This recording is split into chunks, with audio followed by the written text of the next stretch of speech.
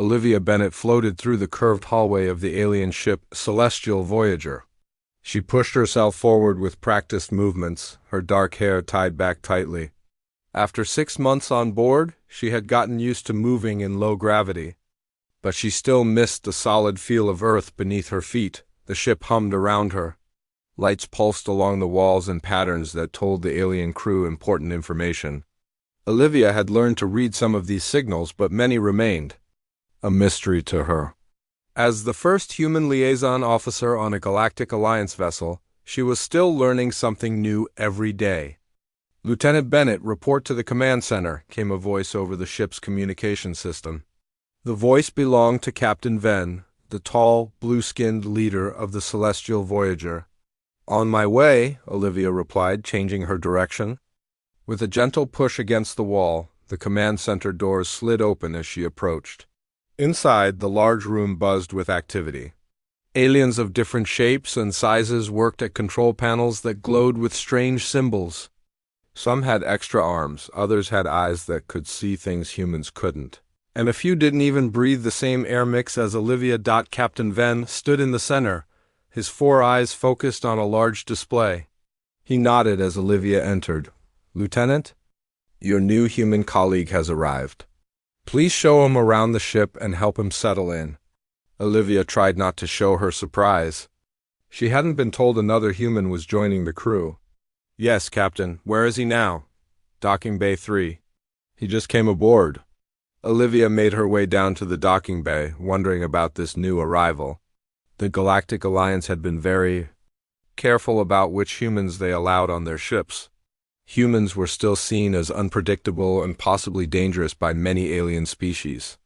It had taken years of talks before Earth was even allowed to join the Alliance. The docking bay was busy, with robots moving cargo and aliens checking supplies. In the middle of it all stood a man in a standard Earth uniform.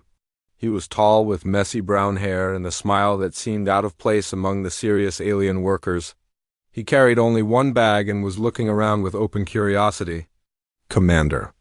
"Kelly?" Olivia asked as she approached. The man turned and his smile grew wider. "That's me." "Ethan Kelly, engineering specialist?" He held out his hand. Olivia shook it. "Lieutenant Olivia Bennett, human liaison officer. Welcome aboard the Celestial Voyager." "Thanks. Nice place you've got here." Ethan looked up at the high ceiling of the docking bay. "A bit cleaner than the Earth ships I've worked on." "The Arcturians are very particular about cleanliness," Olivia explained. "Come on, I'll show you to your quarters and then give you a tour." As they moved through the ship, Olivia pointed out important areas and explained the basic rules. Most important thing to remember is that different species have different needs. Some areas are kept at different temperatures or have special air mixtures. Your room computer will tell you which areas you can safely enter. Ethan nodded, but he seemed more interested in the ship's technology than her safety briefing. He stopped several times to examine control panels and ask questions about how various systems worked. "So what's your background?" Olivia asked as they entered the crew section.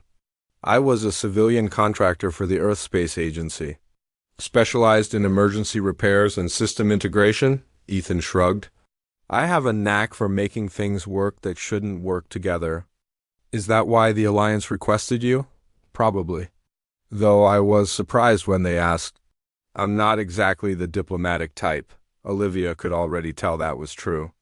Most humans selected for Alliance service were careful, the book types, chosen for their ability to follow rules and not offend alien sensibilities. Ethan Kelly seemed more like the type who enjoyed bending rules. They reached his quarters. A small room with basic furnishings adapted for human use.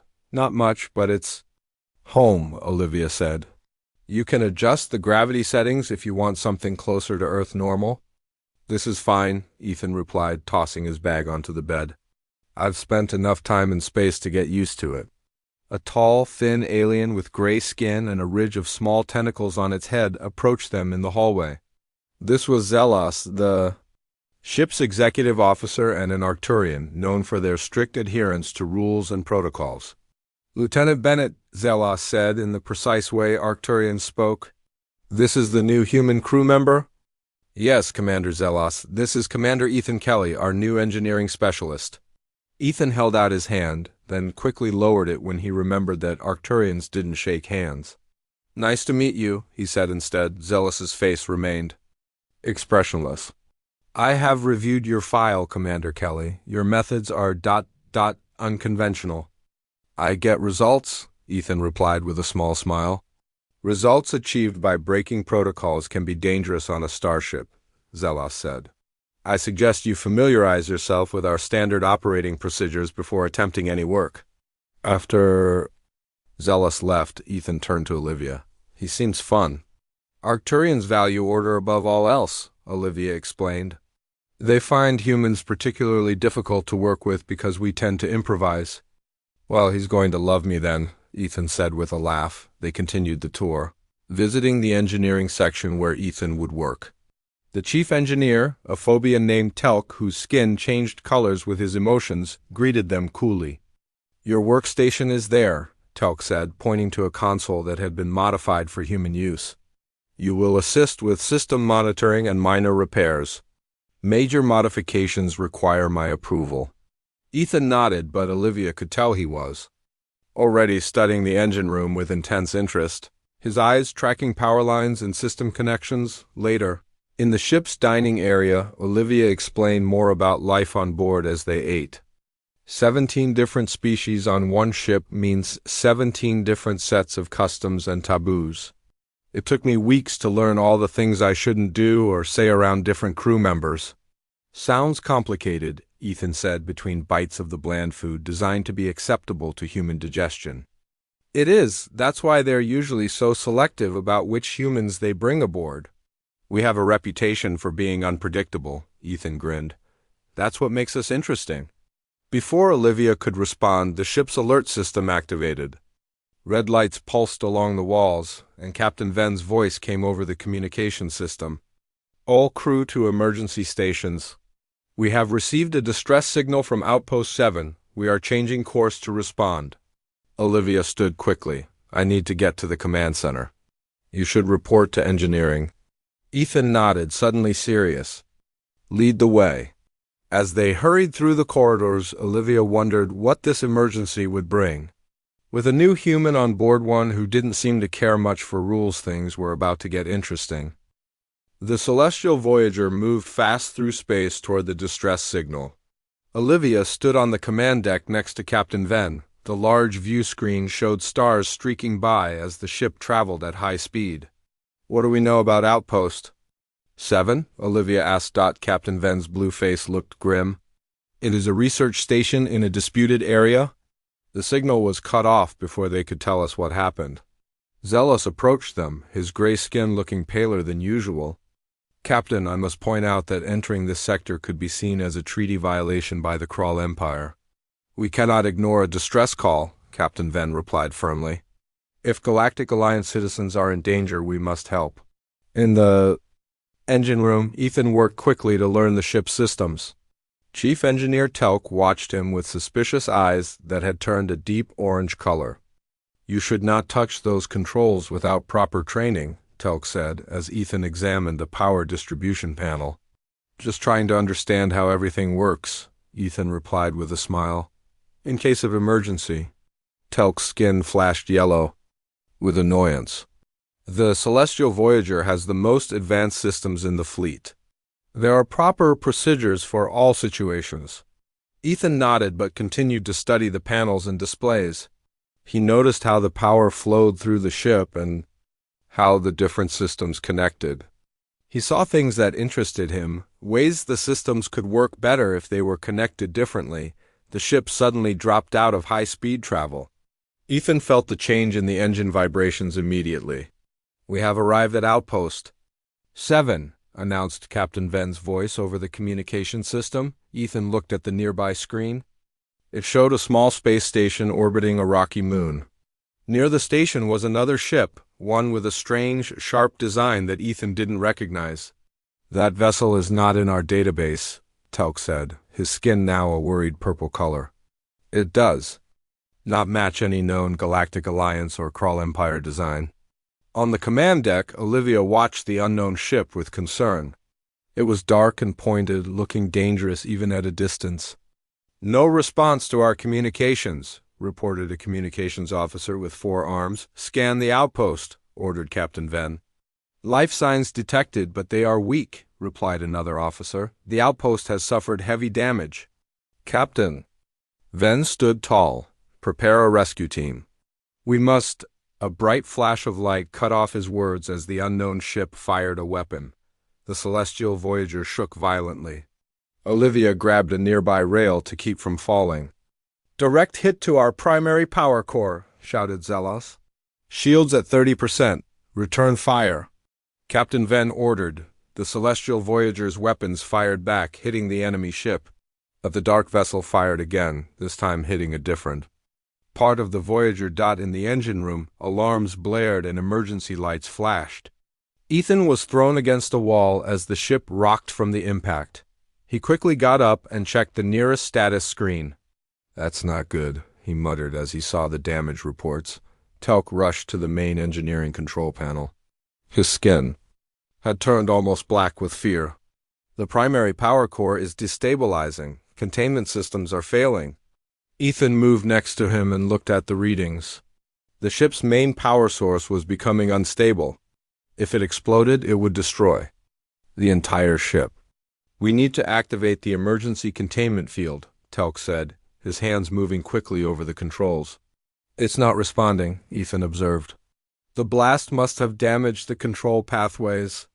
On the command deck, Captain Ven was trying to keep his ship together as the enemy vessel circled for another attack. "Engineering, status report," he demanded. Telk's panicked voice came through the speaker. "Primary core containment failing. Attempting to activate emergency systems." Olivia felt a chill run through her body. She had been in dangerous situations before, but the fear in Telk's voice told her this was worse than anything she had experienced. Zelos turned to Captain Ven, his face showing rare emotion. "Captain, if the core containment fails... "I know," Captain Ven replied grimly. In engineering, Ethan watched as Telk tried several different emergency procedures. None of them worked. The core's energy levels continued to rise dangerously. "All emergency systems are unresponsive," Telk reported, his voice shaking. "Core breach imminent." "How long do we have?" Ethan asked, his mind already racing through possibilities. 10 seconds until critical failure," Telk replied, stepping back from the console. "There is nothing more we can do. The containment field cannot be re-established." Throughout the ship, crew members heard the announcement. On the command deck, silence fell as the reality sank in. 10 seconds until the ship would be destroyed, and then, through the communication system, came a sound that confused everyone. Laughter. Human laughter. Ethan Kelly was laughing. "What is he doing?" Zelos demanded, his sensory tentacles twitching. With alarm, Olivia recognized that laugh. It wasn't the laugh of someone who had given up. It was the laugh of a human who had just seen a solution that no one else could see. In engineering, Telk stared at Ethan with shock. "Why are you laughing?" "We have 10 seconds until the core breaches." Ethan's fingers were already flying across the control panel. 9 seconds is plenty of time," he said, still smiling. He wasn't following any procedure in the ship's manual.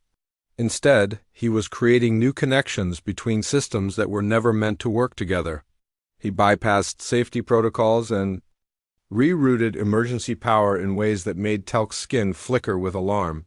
"This is not proper procedure," Telk protested. "You cannot connect those systems."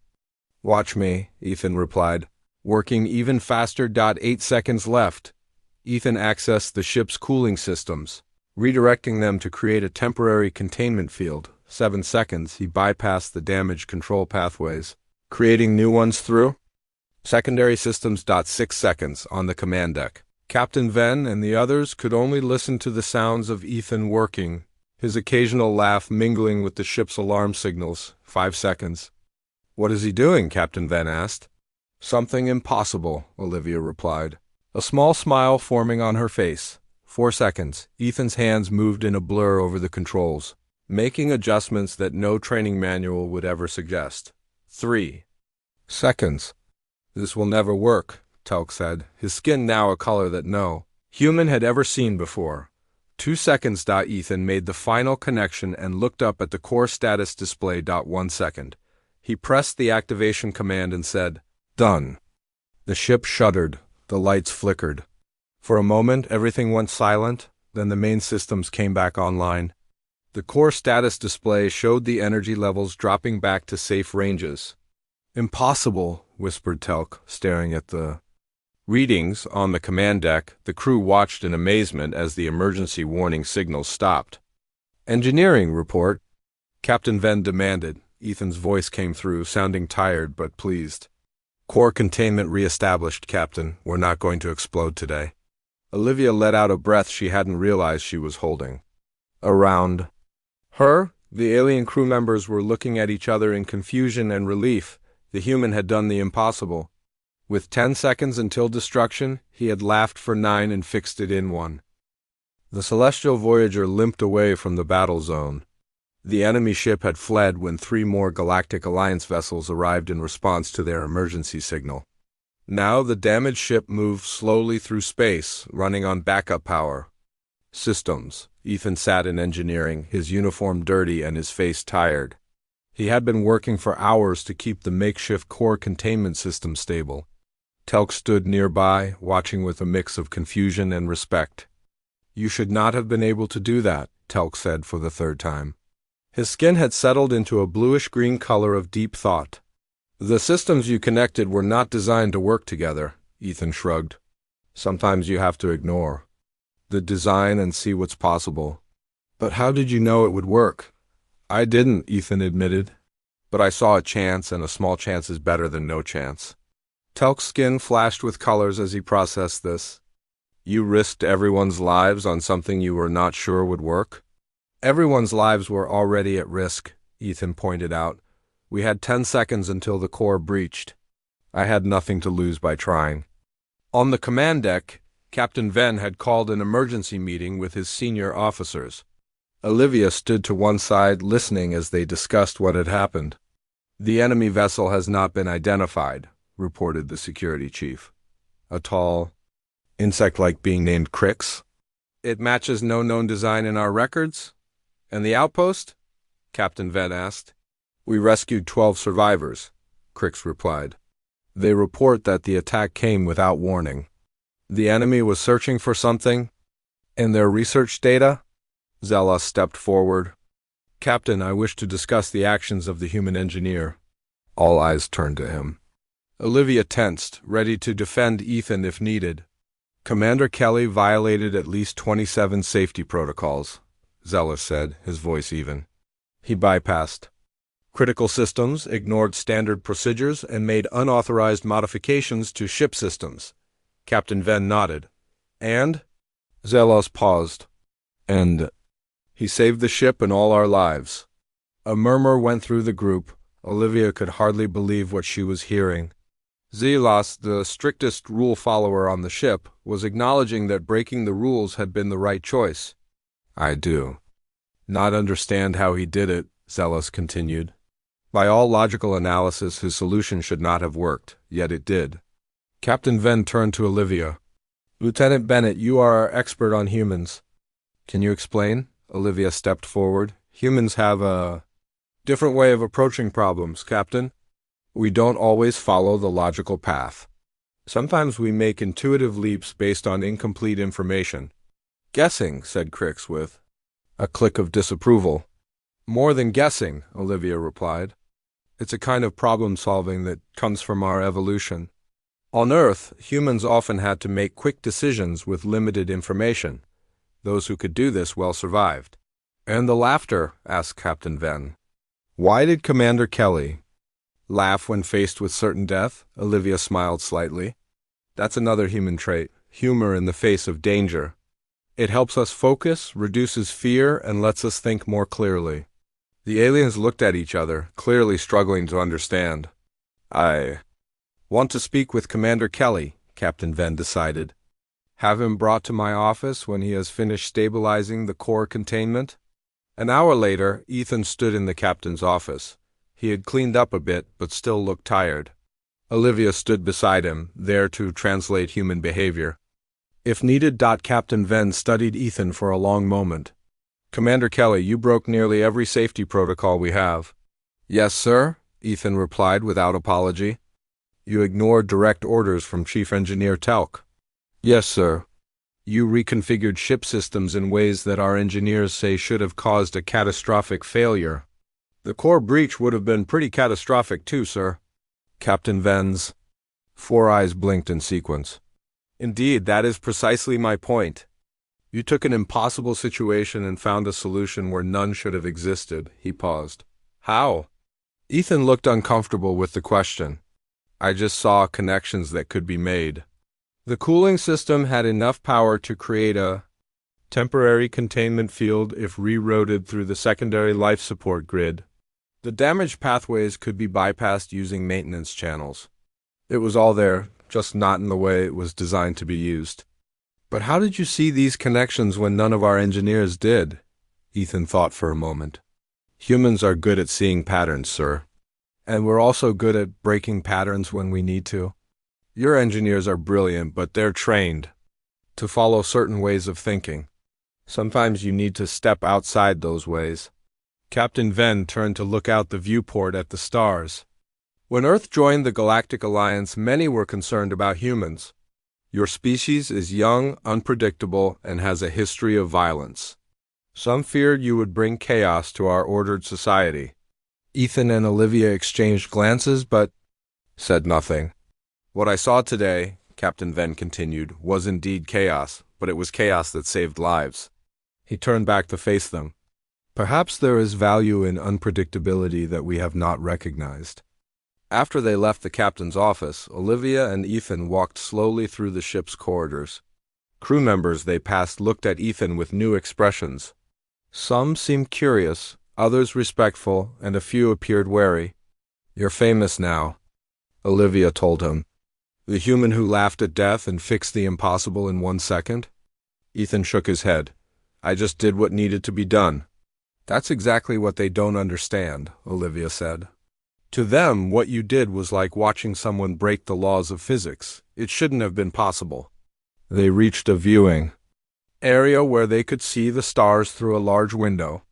The ship was moving again, heading for a repair station. Emergency crews were still working throughout the vessel, but the immediate danger was past. I've been the only human on this ship for 6 months, Olivia said quietly.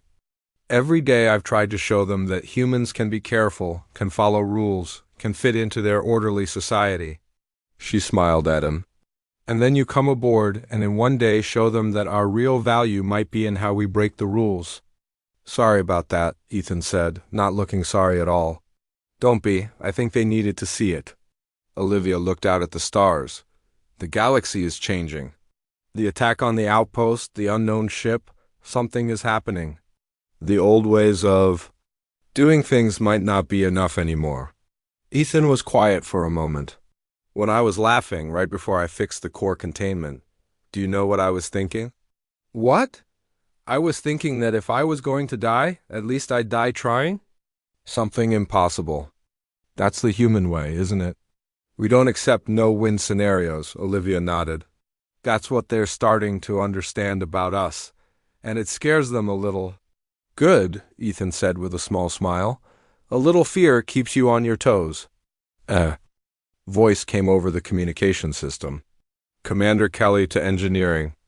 Commander Kelly to engineering. Ethan sighed. Duty calls. Probably another system I'm not supposed to rewire. As he walked away, Olivia watched him go. She thought about what Captain Venn had said. Humans were bringing chaos to the ordered society of the Galactic Alliance. But sometimes chaos was exactly what was needed to survive. 3 days after the attack, the Celestial Voyager docked at Starbase 47 for repairs. The huge space station orbited a gas giant planet, its many arms extending like a metal flower in space. Repair crews swarmed over the damaged sections of the ship, and many of the crew took the chance to leave the ship for a break. Ethan sat in a meeting room on the starbase. Across from him were 5 senior engineers from the Galactic Alliance, all from different species. They had been questioning him for 2 hours about how he had saved the ship. "So, you connected the coolant regulation system to the containment field generators?" asked a Valerian engineer with translucent skin. "But those systems operate on completely different power frequencies." "I use the communication system's wave modulator to match the frequencies," Ethan explained for the third time. "It wasn't perfect, but it worked long enough."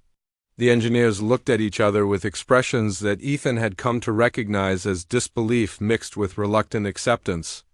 "What Commander Kelly did goes against all standard engineering principles," said another engineer, a small being with 6 arms.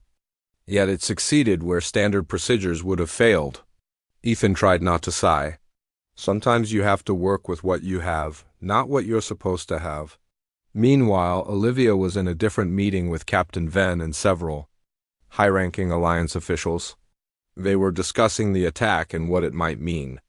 "The survivors from Outpost 7 have confirmed that the attackers were searching for specific research data," said Admiral Cora, a tall being with scaled skin. "Data on a new form of energy detection." "Energy detection?" asked Olivia. "What kind of energy?" "The kind that powers ships like the Celestial Voyager," Captain Venn answered. "The outpost was developing ways to detect power cores at greater distances," Olivia frowned. "So whoever attacked them wanted this technology for themselves." "Admiral." Cora nodded, "and they may have gotten it. Some data files were taken during the attack." "Do we know who they were?" Olivia asked. "Not yet," replied the Admiral. "But we have reports of similar ships attacking other research stations in the past month. Always with the same goal, technology related to power and detection." After the meeting, Olivia found Ethan in a lounge area on the starbase. He looked tired but was smiling as he watched various alien species move about the busy space. "How was your interrogation?" she asked as she sat beside him. "They just can't understand how I knew what to do," Ethan said. "I tried to explain that. I didn't know for sure. I just saw possibilities and took a chance. That's what's fascinating them," Olivia replied. "The ability to take incomplete information and make intuitive leaps. Most species in the Alliance value certainty and proven methods." Ethan took a drink from a cup of what looked like coffee but smelled like mint. "What about your meeting? Any news on our mysterious attackers?" Olivia lowered her voice. "They've hit other research stations too. Always looking for advanced technology. The Alliance is worried." "They should be," Ethan said, suddenly serious. "That ship had weapons I've never seen before. If they're gathering more advanced tech, they could become an even bigger threat." A shadow fell over their table. They looked up to see Zelos standing there, his gray skin looking almost silver under the starbase lights. "Commander Kelly, Lieutenant Bennett," he said formally. "May I join you?" They nodded, surprised by the request. Zelos sat stiffly in a chair. "I've been considering recent events," Zelos began. "In particular, your actions during the core breach crisis, Commander." Ethan braced himself for criticism. "In my 27 years of service," Zelos continued, "I have never witnessed such a direct violation of safety protocols. It was reckless, dangerous, and completely against all established procedures. But it worked," Ethan pointed out. "Yes, that is precisely what troubles me." Zelos's sensory tentacles twitched slightly. "Our procedures exist for good reasons. They represent the collected wisdom of many species over many years. They are designed to maximize safety and success. Sometimes the situation calls for something new," Ethan said. "That is what I have been contemplating," Zelos admitted. "The idea that there might be circumstances where the established way is not the best way." He seemed uncomfortable with the thought. "It is unsettling." Olivia and Ethan exchanged glances. For an Arcturian like Zelos, questioning established procedures was almost unheard of. "The captain has asked me to work with you," Zelos told Ethan. "He believes we might learn from each other. I will teach you proper procedures and you will explain your intuitive approach." Ethan grinned. "Sounds fun." Zelos did not look like he thought it would be fun at all. Later that day, Ethan was called to a secure communication room. Inside, a holographic display showed an older human woman in an admiral's uniform. "Commander Kelly," she said when he entered. "I'm Admiral Chun. Of Earth's Galactic Alliance Command. I've read the reports of your actions on the Celestial Voyager. Impressive work." "Thank you, Admiral," Ethan replied, standing straighter. "What you may not know is that your solution has attracted attention at the highest levels of the Alliance. Many species are now interested in what they call the human approach to problem solving." Ethan raised his eyebrows. "Really? I thought they just thought I was crazy." Admiral Chun smiled slightly. "There's a fine line between crazy and innovative, Commander. The Alliance has existed for centuries with established ways of doing things.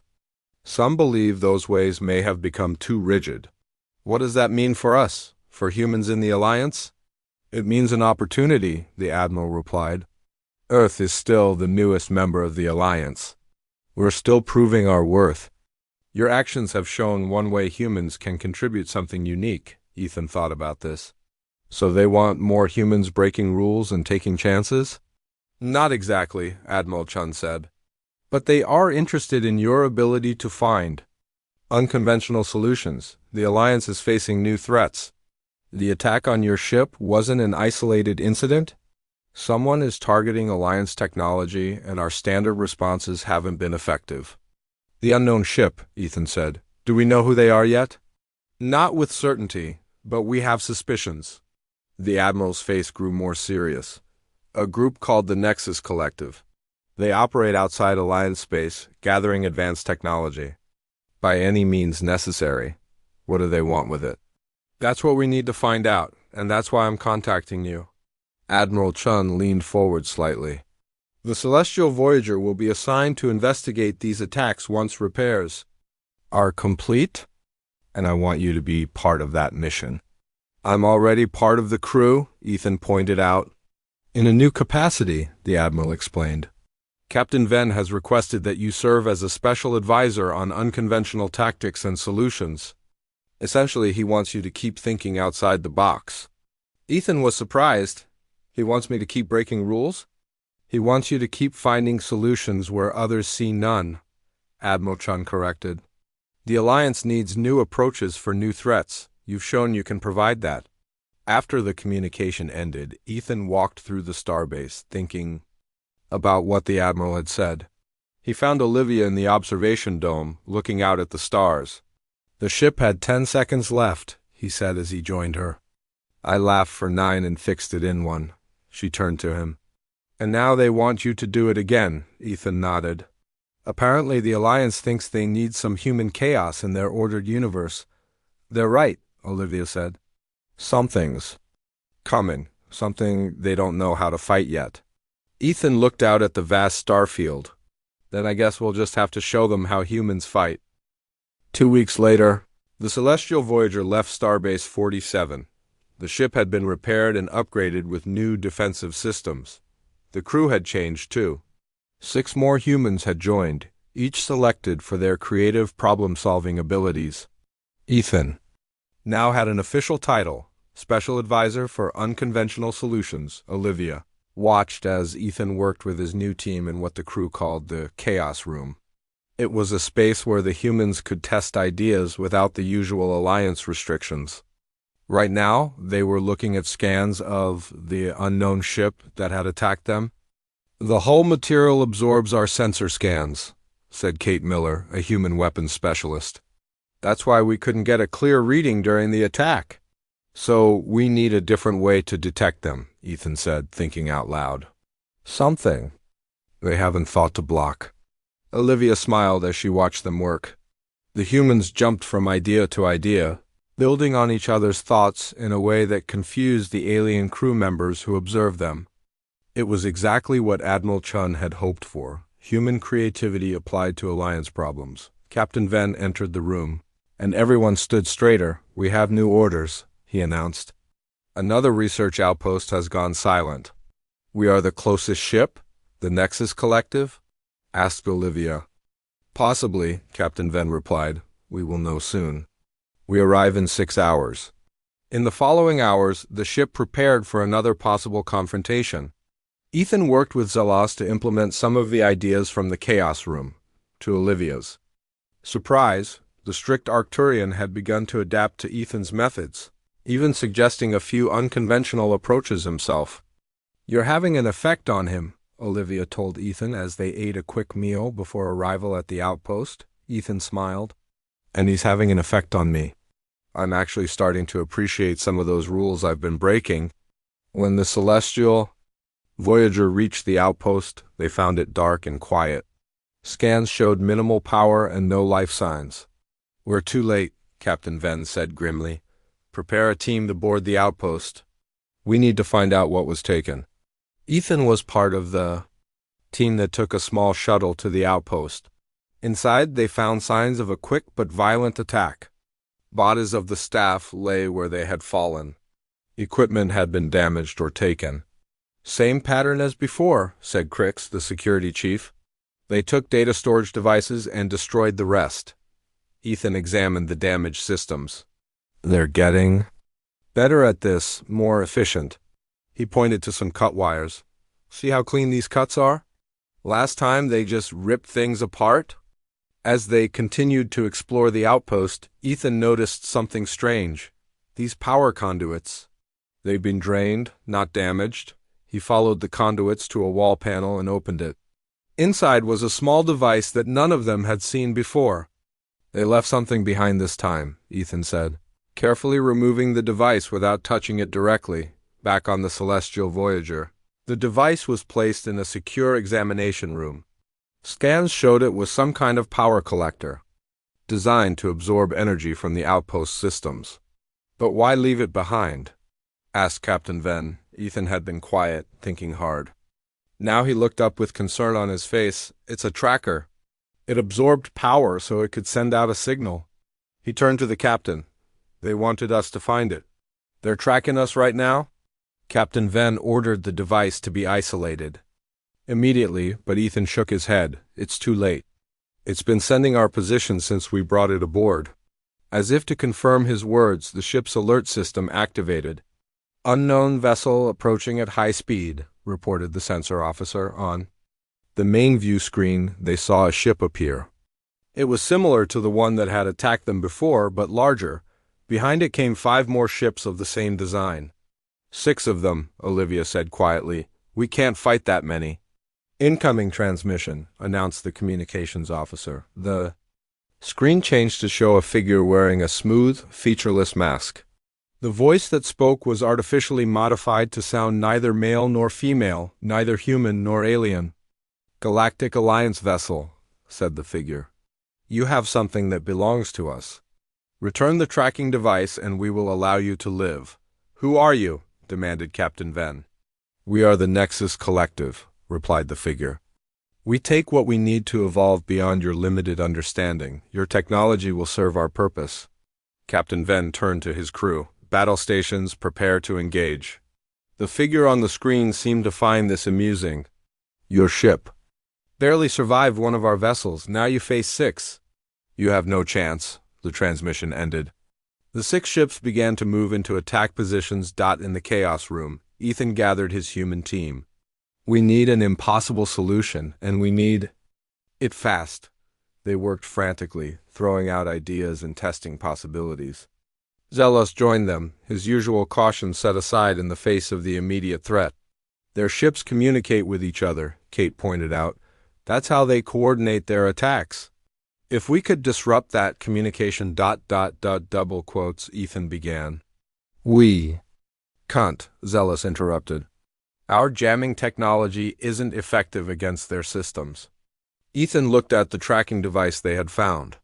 "But maybe we can use their own technology against them."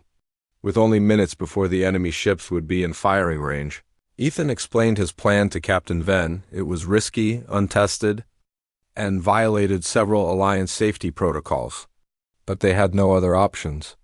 "Do it," the captain ordered. Ethan and his team modified the tracking device, reversing its signal to create feedback in the Nexus Collective's communication system. They connected it to the ship's main power core, giving it enough energy to affect all 6 enemy vessels. "Ready," Ethan reported. Captain Venn looked at his bridge crew. Activate the device. The effect was immediate. The 6 enemy ships suddenly lost formation, their movements becoming erratic. Some of their weapons fired randomly into space. It's working, Olivia said in amazement. They can't coordinate their attack. Ethan watched the screen intently. Not for long, they'll adapt quickly. Captain Venn didn't hesitate. All weapons fire on the lead ship. Target their power systems. The Celestial Voyager fired everything it had. The lead Nexus ship took heavy damage, its shields failing under the concentrated attack. Secondary explosions rippled across its hull. The other 5 ships began to recover from the communication disruption. They turned to attack, but without their leader's coordination, they couldn't concentrate their fire. Effectively, Alliance reinforcements arrived just as the Voyager's modified device burned out.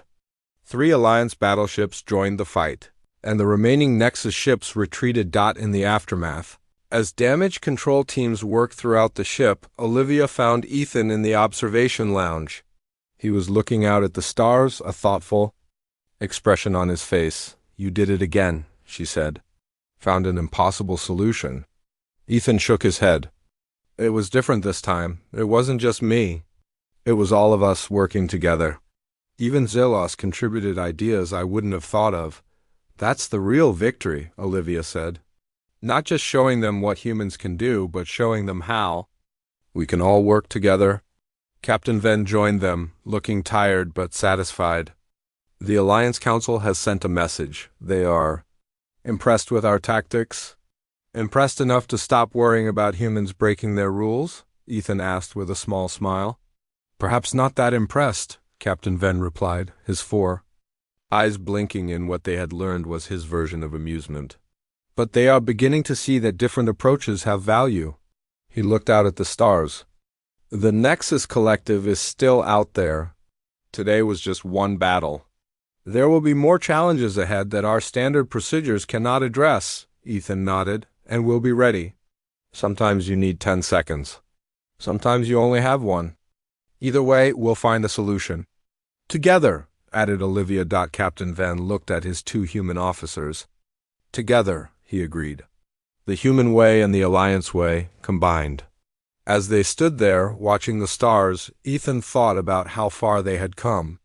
From being barely tolerated newcomers to valued members of the crew. It had taken a crisis to show what humans could offer. Sometimes that's what it took. 10 seconds of terror to reveal the truth. The ship had 10 seconds left. The human laughed for 9 and fixed it in 1. And in doing so, changed the future for everyone.